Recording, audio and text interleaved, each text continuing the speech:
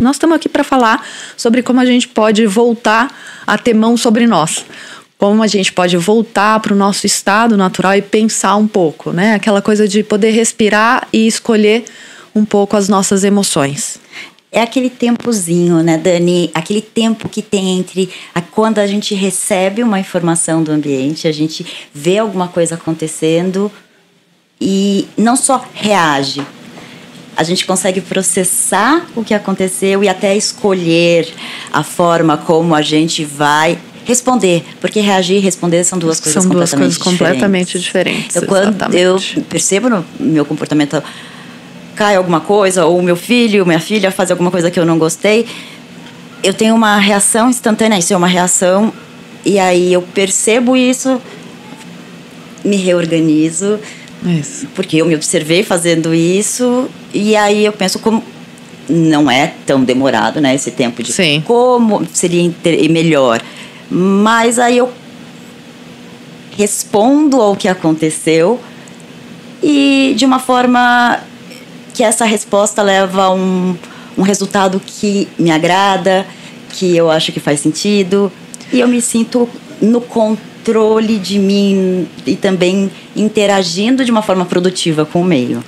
Quando a gente fala muito sobre uma resposta mais, né? Então, o que vai ser melhor, se adaptar melhor àquela situação, para que eu tenha consequências melhores, vamos colocar assim. É um termo que eu não gosto muito de falar, porque não é necessariamente ter consequências melhores, não é ligado à consequência, mas que possa me deixar mais satisfeito sobre mim mesmo. No trânsito, a gente mora em São Paulo, a gente está aqui em São Paulo, né, aquele trânsito caótico, e aí uma pessoa te corta e você tem uma reação, tem vontade de xingar a pessoa, de apertar a buzina, e aquilo gera mais raiva, gera mais estresse, até enquanto que se você escolher reações, escolher respostas diferentes, você pode ficar melhor consigo mesmo, né? Isso é o que a gente chama de regulação emocional. Exatamente. E tem um tanto de poder conter um certo impulso, né? O primeiro impulso de reação, o primeiro impulso de resposta, como a gente contém isso. É o famoso, que não são 10 segundos, né? Agora a gente sabe que são 30. São mais ou menos 30 segundos entre uma reação imediata, para que a gente possa se reorganizar emocionalmente e falar, opa, é isso mesmo que eu quero fazer, é isso mesmo que eu quero falar, ou eu posso fazer outra coisa com isso aqui. E qual a importância da gente trabalhar isso? Porque a regulação emocional, eu costumo falar aqui no consultório, é como um músculo. É uma musculatura. É uma musculatura, é algo que tem que ser trabalhado, né? Então, se eu trabalho pouco, dificilmente eu vou conseguir assumir o controle de como eu vou responder e vou reagir. A gente gostaria de voltar no tempo e escolher melhor as palavras, ou escolher melhor o jeito que a gente teria falado, né, para a relação com as outras pessoas, no trabalho. Para mim, a regulação emocional é a base da vida. Da vida em sociedade, da vida com o que é vivo, com o que é vivo em nós e com o que é vivo fora de nós também. Então é através da regulação emocional que a gente vai poder se posicionar no mundo, que a gente vai poder se entender, que a gente vai poder respeitar tudo aquilo que é vivo. Só quando a gente consegue criar esse tipo de consciência que a gente consegue desenvolver repertórios diferentes. A regulação emocional, ela dá pra gente, né? Eu falo que são as nossas cartas na manga. Essa habilidade de nos adaptar às situações e inclusive de escolher, né? De ter escolha sobre nós e também colocar limite. É saber aonde é o nosso limite, é saber aonde a gente diz, não, daqui não dá pra mim. A regulação emocional a gente tem praticado menos. Tem essa questão, como você falou, digamos, orgânica, que é do como eu me alimento, do como eu me nutro, não só da alimentação. Uma das questões da velocidade é que a gente não para se receber e a gente não para receber o outro.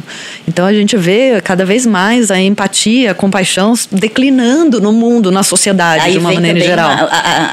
Uma maré, a gente na saúde mental da infância e adolescência, uma maré aí de diagnósticos de espectro autista, não que não hajam casos, né? Mas o que acontece é que, na verdade, eu acho que a gente não é que a gente não tem uma base, uma capacidade para ter uma cognição social, uma inteligência social, mas a gente não está conseguindo exercê-la. Exatamente, muito pelo contrário, a base a gente tem. A evolução, ela caminhou para isso, senão a gente não teria chegado onde a gente chegou, a gente não seria o que nós somos enquanto humanidade, porque nós só sobrevivemos, nós somos seres muito frágeis no mundo animal, nós só sobrevivemos porque a gente soube fazer cooperação, porque a gente soube fazer parceria, porque a gente soube viver em grupo e fazer vínculo. E para ter isso, mas e nesse sentido que você falou, para fazer vínculo, e eu falo que vínculo, o relacionamento, ele é bidirecional. Exatamente. Ele nunca é unidirecional. A não ser que seja patológico. A não ser que seja patológico. Pode ser. Mas para estabelecer algo bidirecional, eu preciso reconhecer em mim. Então, o padrão emocional, a gente pode dizer que ele é um certo congelamento. Tá. Algumas pessoas vão se congelar se retraindo mais, podendo se adensar, outras vão ser mais rígidas, outras vão ser mais aceleradas, mais móteis, outras vão se misturar muito, vão se derreter, não vão conseguir dar conta da vida, vão precisar do outro e vão usar a estrutura do outro, outras vão se esquivar. Então, a grande questão é que, como eu falei, é um padrão de congelamento e a gente vai ficando com pouca variabilidade na vida. Ou seja, a gente vai deixando de desenvolver os nossos próprios recursos internos. Uhum. Quando entra um estímulo estressor, se eu respondo sempre da mesma forma e se eu não saio desse modo de resposta, dessa reação... Qual foi o resultado dessa minha resposta? As mãos ocupam uma área do cérebro muito grande. Então, exatamente. Por isso que a Dani propõe esse... São nosso instrumento. Nosso instrumento que a gente vai tocar essa orquestra que é a nossa emoção, que são as nossas emoções. Então pense que as mãos, elas vão trazer para nós um repertório muito grande, como você falou, de movimento, é onde a gente tem mais variações. E aí a gente pode ganhar variações sobre nós mesmos. Uhum. Né? Então se a gente coloca a emoção na mão, não. Se a gente arruma um gesto para representar a nossa emoção, a gente consegue fazer mais e menos dele. E quando a gente faz na mão, se vocês aí de casa quiserem fazer, fechar as mãos, quando a gente fecha as mãos, algo já acontece no resto do corpo inteiro. E aí o que acontece? Às vezes as pessoas não percebem. Por quê? Porque está desconectadinho. Aquela desconexão que a gente falou de cérebro e corpo. Tô mais para fora do que para dentro. Uhum. Tô só na superfície e no mundo e pouco na profundidade. Então esse desenvolvimento desse começo de olhar para a profundidade, de sentir a profundidade é super importante para nós. Uhum. Até para que a gente possa, eu falo, gente, dormir, relaxar. Problemas de insônia.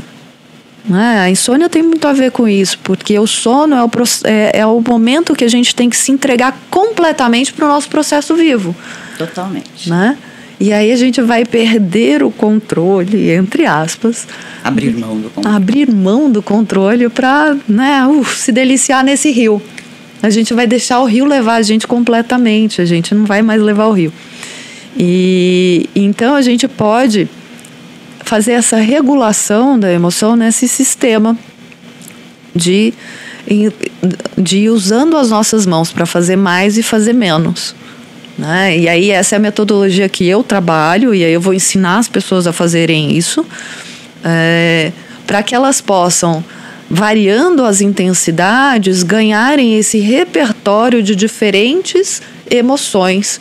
Então a gente vai formando mapas neurais diferentes, de estados corporais diferentes, para que a gente possa agir no mundo de forma diferente. Então a gente não fala mais só de uma plasticidade neural, mas quando a gente fala de regulação emocional, a gente fala de uma plasticidade somática, certo? De uma regulação do corpo inteiro, né?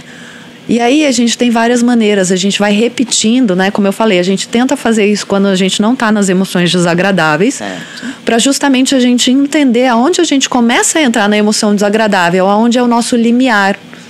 Então é super importante que a gente saiba dos nossos limiares, aonde que eu vou me pressionando, que eu começo a entrar numa raiva, ou que eu começo a entrar numa super exigência de mim mesmo, para que eu possa, inclusive, reconhecer. Reconhecendo, eu posso chegar lá e falar, opa, tô aqui, daqui para frente a coisa vai ficar ruim e eu tenho que voltar. Né? E aí a gente tem as estratégias também que a gente pode ir traçando, depois de reconhecer isso, de como voltar. Posso dizer para a pessoa que está comigo, olha, me dá um tempinho, eu preciso de 5 minutos. Vamos lembrar então que a gente vai estar está escolhendo responder e não reagir. Exatamente. Para isso, a Dani falou dos 30 segundos entre a ação e a resposta. Então, como a gente cria esse tempo? Esse insight ele foi selecionado porque ele traz um conteúdo relevante e enriquecedor. Não perde o vídeo inteiro. Ele vai ficar aqui no final para você e não perca o próximo.